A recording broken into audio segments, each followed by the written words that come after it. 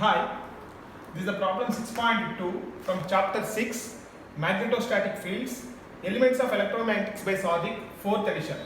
This problem is based on Biot-Savart's law. Let us see what is this problem. A conducting filament carries current capital I from the point A 00A to point B 00B. Show that at any point P x comma y comma 0 the magnetic field intensity is given by this formula.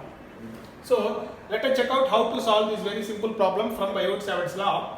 See, this problem is based on Biot-Savart's law. First point you have to remember that. This problem is based on Biot-Savart's law. Let us draw the given information in three-dimensional coordinate system. So let us take the three-dimensional coordinate system. Say this is the three-dimensional coordinate system x, y, z. Let us, what is given? The given information is that this is the origin. So what is the given information? A conducting filament which is located from A 00A, so that is on z axis, from 0 capital B 00B, which is carrying a current of capital I. So this is what the given information is. This is the given information. A conducting filament is extending from A to B, which is carrying a current capital I on z axis. Because of this, a magnetic field is produced around it. So what it is asked? It is asked to find out at any point x, y, 0. So that means this point lies here. Say given point P. So this is the given point P, x, y, 0. So let us join. So that means this point, this distance is x. So this distance is y. So let us draw a perpendicular line. So let us call this as perpendicular line. So because this is x, this is y. So this is represented with rho, the perpendicular distance rho. So which is nothing but a square root of x square plus y square. First represent all these parameters. So this is the perpendicular distance from this conductor. From this conductor, perpendicular distance rho. Now let us join these two ends. Let us join these two ends of the conductor with this point. So we will call this angle as alpha 1. Always take alpha 1 as where the current is starting. The current is starting at this point. So take this angle as alpha 1. So now join this end with this point. So call this angle as alpha 2. This angle as alpha 2. So from the geometry you can see that. So this height is B. So this height is B.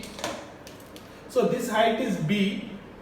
So this side is square root of x square plus y square. So from Pythagoras theorem, what is this side will become? This side will become this side square plus this side square. So therefore this side will become x square plus y square whole square root whole square will become x square plus y square. So because this height whole square b square. So this is this side, this distance. So therefore this distance is equal to square root of x square plus y square plus b square. Now coming to this distance, this red distance. Now coming to this distance. So this height is A. This side is square root of x square plus y square. From Pythagoras theorem, this side will become x square plus y square whole square. Square root whole square will become x square plus y square a square. So this is what you have to note from this diagram very carefully. Now we have already derived one formula from Biot-Savart's law. The magnetic field intensity. The magnetic field intensity at any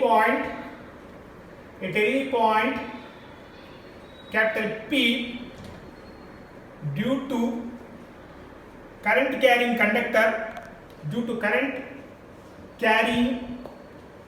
conductor is, so what is this formula? So this formula is H is equal to I divided by 4 pi rho. So cos alpha 2 minus cos alpha 1 into a phi. So this is very well known formula. So cos alpha 2 minus cos alpha 1 by a phi. So in this formula let us understand the terms. So here rho is always perpendicular distance between the conductor and given point. So this is the first point you have to remember. So what is the formula rho? Rho is always the perpendicular distance from the conductor to the given point. So that is what we have to substitute here, the perpendicular distance. Now a phi here. So a phi in this formula is so AL cross A rho. So this is another important formula. So which we use several times while solving these problems. AL dot A rho. So where AL is the unit vector, where AL is unit vector in the direction of current, so this is the first point you have to remember. So AL is the unit vector which indicates which is in the direction of current. A rho is unit vector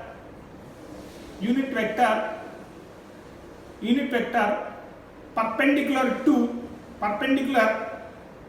between the conductor and given point.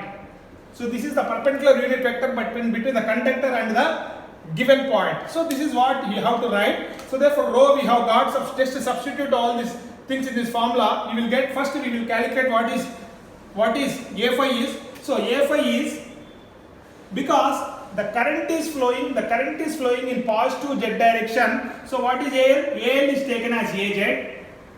So AL is taken as AZ. So remember that the unit vector perpendicular to z axis, is always a rho. So therefore a rho is taken as a rho. So from the unit vector cross product a rho a phi AZ cross a rho is a phi. So therefore this will become a phi itself. So therefore a phi will remain as a phi. Now from this triangle, so what is cos alpha 2? So cos alpha 2 is this side. So b by diagonal side. So therefore cos alpha 2 is b by this one. Cos alpha 1 is a by this side. So substitute just cos alpha 2, cos alpha 1 and a phi. What is rho in this formula? Square root of x square plus y square. Substitute all these things in this formula, you will get the final answer. So therefore what is h? So h is equal to I, because the conductor is carrying a current I, by 4 pi. What is the perpendicular distance? The perpendicular distance from the diagram is x square plus y square. From the diagram, so cos alpha 2, what is cos alpha 2? B by adjacent side by hypotenuse is x square plus y square plus b square, minus what is cos alpha 1 from the diagram? A by square root of x square plus y square plus a square. So into what is the unit vector? The unit vector is a phi itself. So this is the answer for this very simple problem. So this is what you have to write the answer for this problem in this question. Thank you.